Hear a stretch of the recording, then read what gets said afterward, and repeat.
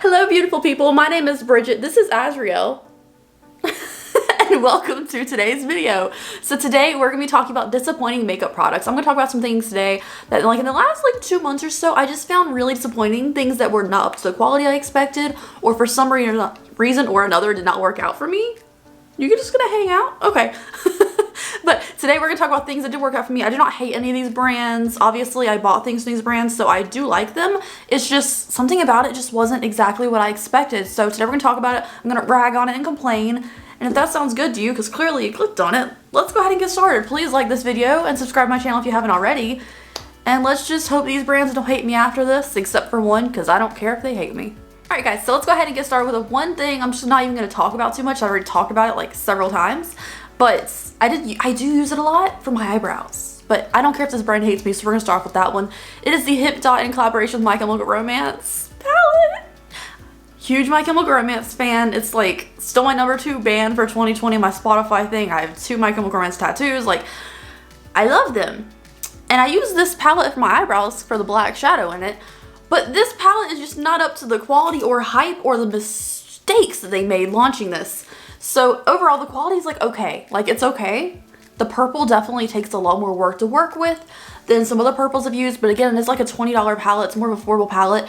I wish there was more than just this really dark shimmer in here. It's not this bright on the eyes, I promise you. It looks really, really dark on the eyes. So this could have been better composed. It could have been better released by a better brand. And I love the cover though, you guys. I'm kinda I don't hate the palette for the simple fact that this is my baby, but you know, the album is my baby, the palette is not. Anyways, let's do palettes now that we're talking about it. And the other one I only have one other thing to talk about as far as palettes, and it's the Animal Crossing collection from Colourpop. I'm not an Animal Crossing fan. I didn't even know it was a Switch game until you guys told me about it. I thought it was a phone game. But I'm not a huge Animal Crossing person, but I thought this palette collection looked cute online. But I realize now every single palette has a glitter in it. I mean, don't get me wrong, this owl one I think is super basic but super cute, and this mint one, I thought the look we came up with was really cute. The purple one's okay, and the pink one is okay too. I like a little bit of yellow. But for me, I just don't understand why you have to have a glitter in every single freaking palette. You're already only getting a quad. They're really overpriced for being a quad palette from Colourpop. I know you have to pay the collaborator, I know you have to play Animal Crossing, but for me, this is a way higher price tag than any other collaboration. Even with Disney or the influencers and stuff, it's a way more marked up price than ever before with their collaborators. So for me, it's not worth the price. If you want 1 or 2 of these, maybe worth it to you, or if you're a collector, maybe. But as far as everyday usage, I don't feel like the palettes are worth it for the price. Now we talked about Colourpop and HipDot. Let me go ahead and hit you guys with the things from those brands that I also found disappointing. The My Chemical Romance and HipDot eyeliner, not good, okay? I haven't really used much of that's the pointy side. I've used the pointy side. I haven't used too much of the smudgier side because I don't really know what you do with a flat, smudgy, rounded tip eyeliner. So I've used it a little bit in the inner corner. The pointy end, I've tried to use a million times to make a pretty wing. I basically have to put down a different eyeliner first and then use this to fill over top of it if it's not black enough. This does not really want to go over foundation or eyeshadow. If you have raw skin, nothing on your face, you can probably get away with doing a nice wing with it. But if you put foundation on, you put eyeshadow on, you put anything over it, and then you try to go in with this eyeliner, it's just not black enough to make any impact or do anything. And it's not make sense for My Chemical Romance, which should be the blackest of black eyeliners, you know?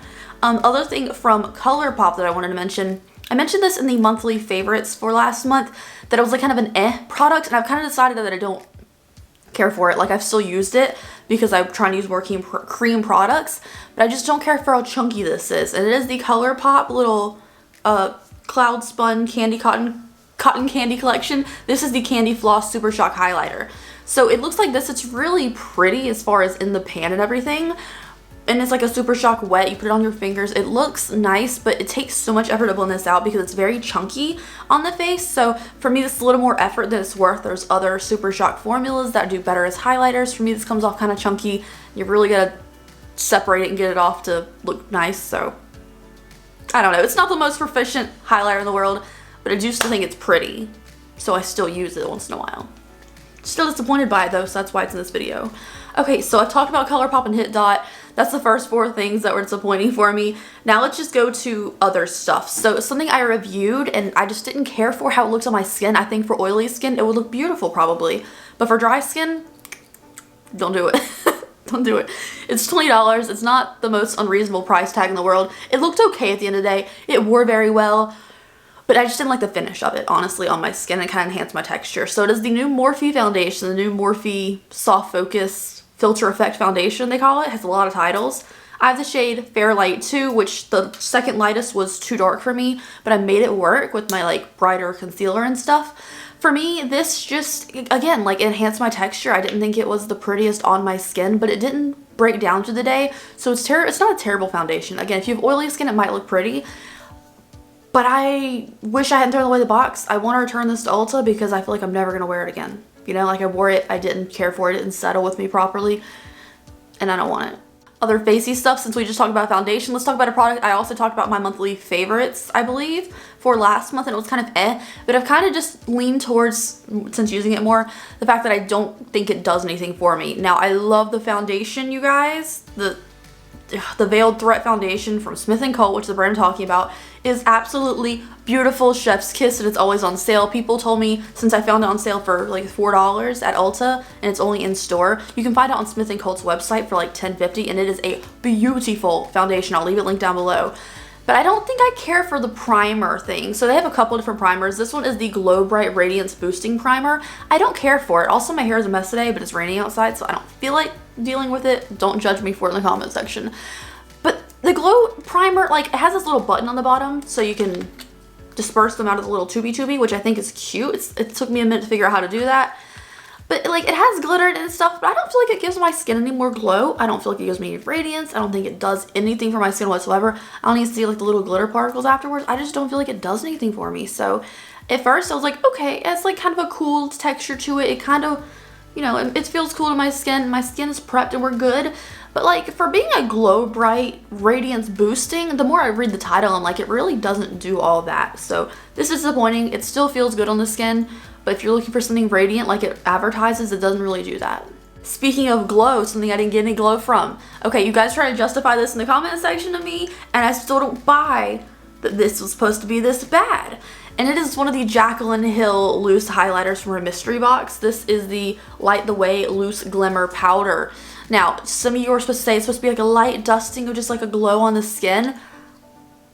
If it was supposed to be a light dusty glow on the skin, it still should have been able to build up, and it did not build up, and it barely left, it didn't leave any glow on my skin. Like a baked powder would have been better than this for my skin, like radiance wise. It left a sparkler here, sparkle there, but you're using a ton of product to get it on your skin, so I didn't think these worked. I love the pressed powder. Like the pressed highlighter is the highlighter that I have on today from Jaclyn Hill. I think it's beautiful and very radiant and like stunning, and I think it's super cute and wet. This didn't do anything for me. It is just a loose glitter powder in there, and it didn't even leave much glitter on my face. It just left like here and there, and I was using a ton of product. So for me, this is definitely not worth it. Whatever thing she was trying to dupe probably would be a better investment than that thing. But the packaging is really cute. I'll give it that. Anyways, we have 4 products left, so let's go ahead and do the small things first.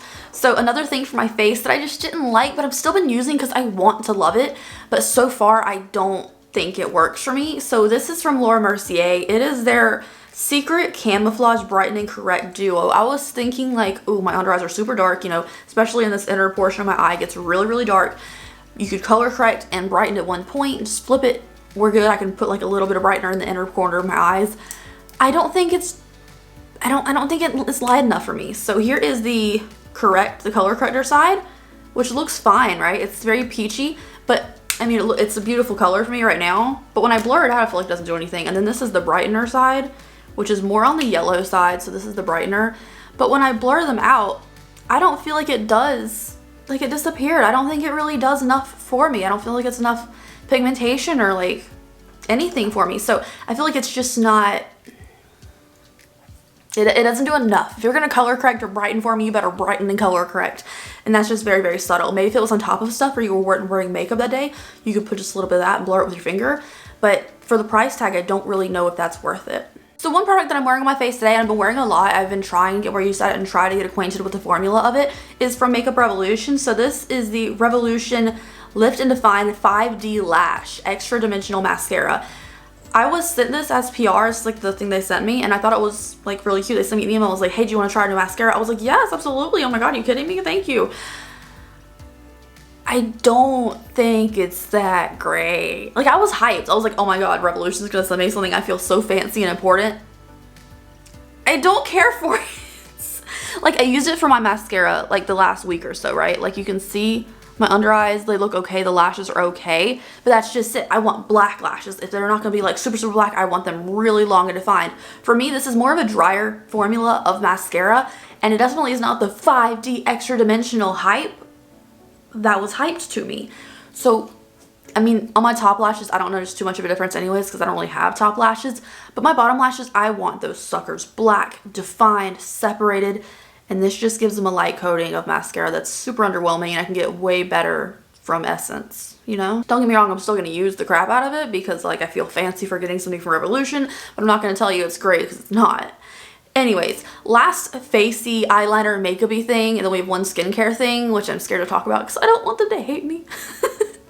This is from KVD Vegan Beauty. This is their lash liner. This was $7.99 at TJ Maxx. You guys, I was like, ooh, I need a black liner. Kat Von D liner is supposed to be really black, and I didn't realize this was a stubby thing when I bought it, but even for it being a stubby thing, what the fuck? It doesn't do anything for me. So here is the wand, if we can even focus on it. It's just a little round wand thing. It's very, I don't know, I'm sorry, it's not focusing on it, but it's a round wand thing. So there's no tip at all on it, and it's supposed to line your lash line. It's supposed, even, let me touch it delicately. It's supposed to line your lash line. Look how fucking streaky this is. Come on, now camera, you gotta focus on this. Look how streaky that is. Like, I can go super delicately, and it's just not it, okay? It's just not it. I try to like line my lash line without lashes or anything, just to line my lash line, and it's super uneven. It applies very unevenly. It's black, but it's inconsistent, and I can't get, like, no matter how many times I've tried to use this freaking thing over my lash line, it will never apply evenly. I can't get it to apply evenly. It always looks like a mess, like halfway through. Y'all, I don't know what to do. Maybe I could take like a eyeliner brush and apply it with that because it's a good color. But nah, I know why it's in TJ Maxx now, but like, I've always heard things about like the Trooper liner. I don't know if that's a liquid or a pencil, but I always hear about KVD or Kat Von D Trooper liner. But now I'm like, I'm scared to use another eyeliner from her. Lastly, the brand I don't want to hate me because I love them dearly, and I was like an OG fan of theirs, okay? So like 10 or 11 years ago, this show came out, and it was called The Fabulous Beekman Boys, and it was on like Shared Planet, some weird channel, but it was like over a decade ago, and I loved it from episode 1. So I was like the first person to ever make like a fan page for this show, and I was like in love with them. I thought they were the cutest things in the world, and I loved it, and I love goats and stuff. And now Beekman 1802 is everywhere, right? Like Beekman 1802 soaps and lotions and everything. You can go to, I always like look for hotels who have their soaps and lotions when I book a hotel room because it makes me feel fancy, and I love their lotions and stuff, especially the Fresh scent. The Fresh scent is the best. And now like with the show Schitt's Creek, it's really been hyped up and stuff because there's something about them in there. And they also won the Amazing Race like back in the day. Like, I love Brent and Josh, but I don't care for the makeup wipes. Okay, I'm sorry, but the pure goat milk facial cleansing wipes with cucumber extract, aloe, goat milk and stuff, there's 30 wipes for $7.99. I feel like that's an okay price for it being a luxury brand, but I don't care for them when I'm wearing a lot of makeup. Now it says facial cleansing wipes, but I see people all the time using them as makeup wipes, and if I'm wearing like a light foundation or a dewy foundation or anything, it's fine. Like, I can get my makeup off with it. It's not the best eye makeup, but it does okay. But if you are wearing like a full coverage matte foundation like I am wearing today, I'm wearing the Charlotte Tilbury Airbrush Flawless because my skin was really uneven today and I wanted to even it out. If you guys are wearing a really like full coverage Moment foundation, it's not gonna you're gonna have to fight it to get it off. Now I do clean my face, like I wash my face in the sink after I remove my makeup every day, so I do get everything off, but I like the majority of my makeup off easier than scrubbing my face. And with these, if I'm wearing a full coverage foundation, I do have to like scrub. I'm not a fan of that. So it's nice when wearing light makeup. It makes me feel really clean and nice, and I love their skincare products. And I've loved them forever, and their lotion is absolutely fantastic for anyone with sensitive skin. They also have like the original bars of soap they have, which like has goat milk in it and stuff, is really good for your skin too. I don't care for bar soap myself, but whenever I go to a hotel room, I do steal it and stuff. Like, it's part of the hotel room fee, you guys. But like, they have really great products. I would definitely check them out. Some of their scents are really overpowering, like their rose scents and everything. But some of like the Riley Fresh scents, or just the regular goat milk original scents, or like the lemony smell, citrus smell, really nice. So I would definitely recommend Beekman 822. I've been using a lot of their skincare recently. I got like a little gift set thing from Ulta. It was like $56. You get like a little bit of the serum, you get a little bit of the eye cream, a little bit of the moisturizer, and I've been loving those things. It's really been helping repair my skin from the winter and everything. So I love them. I'm sorry, but your makeup wipes do not help someone with full coverage foundation at all. Like, even the makeup wipes from Colourpop, no problem taking off full coverage foundation. Those struggle though, like the Beekman ones struggle. But anyways, thank you guys so much for watching today's video. I hope you enjoyed it. If you did, please give me a thumbs up and subscribe to my channel if you haven't already. Also, leave me a comment letting me know something you've not liked recently, something that disappointed you, because I feel like I'm the only one complaining here, and you guys could help me out. Anyways, thank you guys so much. I'll see you later. Bye.